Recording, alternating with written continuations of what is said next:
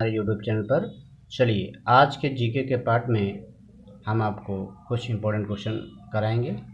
चलिए पहले क्वेश्चन से स्टार्ट करते हैं। ध्यान से देखिए, यहाँ पर जो भी क्वेश्चन लिया गया है उसकी फुल डिटेल के बारे में आपको जानकारी मिलने वाली है। ठीक है, कभी भी इसमें से अगर कहीं से भी क्वेश्चन पूछा जाएगा तो आप कर सकते हैं। चलिए क्वेश्चन है, राष्ट्रीय चिकित्सक दिवस 2023 यानी राष्ट्रीय चिकित्सक दिवस कब मनाया जाता है।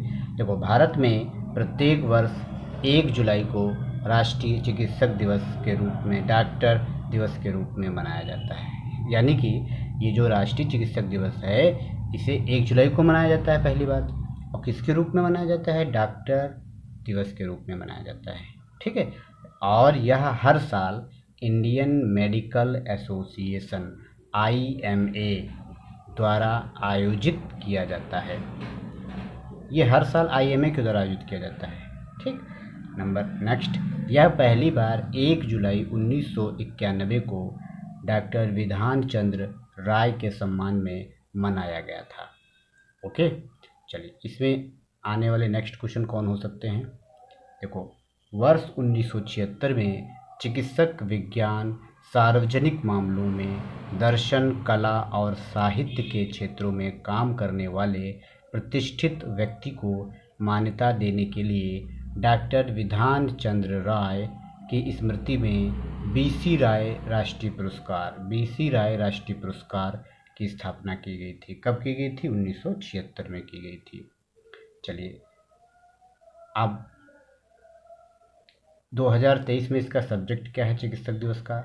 Celebrating resilience and healing hands.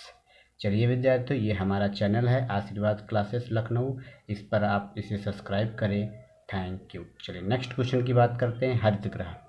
यहाँ से क्वेश्चन इम्पोर्टेंट आना ही आना है, हर एक एग्ज़ाम में पूछता है कि निम्न में से कौन सी हरित गैस है। तो सबसे पहले हम जानेंगे कि हरित गैस होती क्या है। देखो, ऐसे वायुमंडलीय गैसें जो पृथ्वी की सतह से बाहर जाने वाले इंफ्रारेड विकिरण का वहीं पर रोकने में सक्षम होती हैं, हरित ग्रह प्रभाव का कारण भी बनती हैं।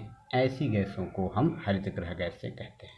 ठीक, चलिए हरित ग्रह गैसों में कौन कौन सी गैसें हैं इनके बारे में चर्चा करते हैं। पहली है जलवाष्प। यह प्रचुर मात्रा में मौजूद है, किंतु यह वातावरण में कम समय तक उपस्थित होती है। भाई सबसे ज़्यादा जो हरित ग्रह गैस है वो जलवाष्प ही है, सबसे ज़्यादा मौजूद है, लेकिन ये वातावरण में कम समय तक ही रहती है।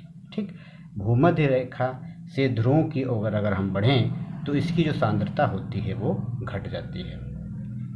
चलिए दूसरी अगर हम हरित ग्रह गैस की बात करें तो वो कार्बन डाइऑक्साइड अर्थात CO2 है। तीसरी मीथेन है। अब मीथेन के बारे में जानकारी लेते हैं। यह धान की फसल उगाने में, जीवाश्म ईंधन जलाने में, पशुओं के मलमूत्र, उर्वरक कारखानों में मौजूद होती है। ये क्वेश्चन बहुत पूछा जाता है। चौथा नंबर गैस कौन सी है? ओजोन है। इसका फार्मूला O3 होता है। पांचवी गैस कौन सी है? नाइट्रस ऑक्साइड गैस, इसका फार्मूला NO2 होता है। चलिए अब देखो, नाइट्रस ऑक्साइड गैस के बारे में हम थोड़ी जानकारी ले लेते हैं। देखो, यह कृषि उद्योग में जीवाश्म ईंधन को जलाने और अपशिष्ट जल के उपचार के दौरान उत्पादित होती है। छठी गैस है फ्लोरिनेटेड गैस है। कौन कौन है इसमें? क्लोरोफ्लोरोकार्बन, इसे CFC भी कहते हैं। CFC कहाँ से निकलती है? रेफ्रिजरेटर यानी फ्रिज से और AC से निकलती है। हाइड्रोफ्लोरोकार्बन, अपर फ्लोरोकार्बन इसके अंतर्गत आती हैं। अगर हम बात करते हैं कार्बन मोनोऑक्साइड की, 7 नंबर, ये कार्बन मोनोऑक्साइड, यहाँ पर 7 हरित ग्रह गैसें हैं। इनको बिल्कुल आप रट लीजिए, इनके बारे में भी जानकारी ले लीजिए। ठीक है, चलिए नेक्स्ट क्वेश्चन की बात करते हैं। आसियान के बारे में बात करें तो आसियान को इंग्लिश में ASEAN लिखा जाता है। इसका पूरा नाम होता है association of south east Asia nation. 1967 में इसकी स्थापना हुई थी। 5 देशों ने मिलकर की थी, Indonesia, Malaysia, Philippines, Singapore, Thailand द्वारा। ठीक, अब इन 5 देशों के द्वारा मिलकर बैंकॉक घोषणा पत्र पर हस्ताक्षर किए गए थे, तब जाके आसियान को बनाया गया था। आसियान को हिंदी में दक्षिण पूर्व एशियाई राष्ट्र संघ अर्थात आसियान कहते हैं। ठीक है, वर्तमान में सदस्य कितने हैं? 10 हैं। 5 तो ऊपर हैं और 5 नीचे हमने लिखे हैं। कौन कौन से? ये 10 आपको रटे होने चाहिए। ब्रुनेई, वियतनाम, लाओस, म्यांमार और कंबोडिया। आसियान का आदर्श वाक्य कौन सा होता है? एक दृष्टि, एक पहचान, एक समुदाय। एक दृष्टि, एक पहचान, एक समुदाय। उद्देश्य इसका क्या है? दक्षिण पूर्व एशियाई देशों के बीच संयुक्त प्रयासों के माध्यम से आर्थिक विकास, सामाजिक विकास और सांस्कृतिक विकास में तीव्रता सुनिश्चित करना। अर्थात इसमें जो भी 10 देश हैं आपस में आर्थिक, सामाजिक और सांस्कृतिक विकास में तीव्रता सुनिश्चित करना, इन्हीं का ये उद्देश्य है। अगर बात करते हैं सांस्कृतिक हो गया, अगर इसको हम देश मान लें आसियान को, तो दुनिया में 7वीं सबसे बड़ी अर्थव्यवस्था होती, लेकिन 2050 तक अनुमान है ये 4थी हो जाएगी। ठीक है। 19वां आसियान कंबोडिया में हुआ था। 2022 को आसियान भारत मैत्री वर्ष के रूप में मनाया गया था, 30वीं वर्षगांठ के रूप में। ठीक है। चलिए नेक्स्ट क्वेश्चन की बात करें। मनरेगा, जाहिर सी बात है मनरेगा तो आप जानते ही हैं। इसका उद्देश्य है रोजगार के अधिकार की गारंटी प्रदान करना। अधिनियम 2005 में आया था। 2006 में 200 जिलों में इसे लागू किया गया। 2008 में देश भर में इसे लागू किया गया।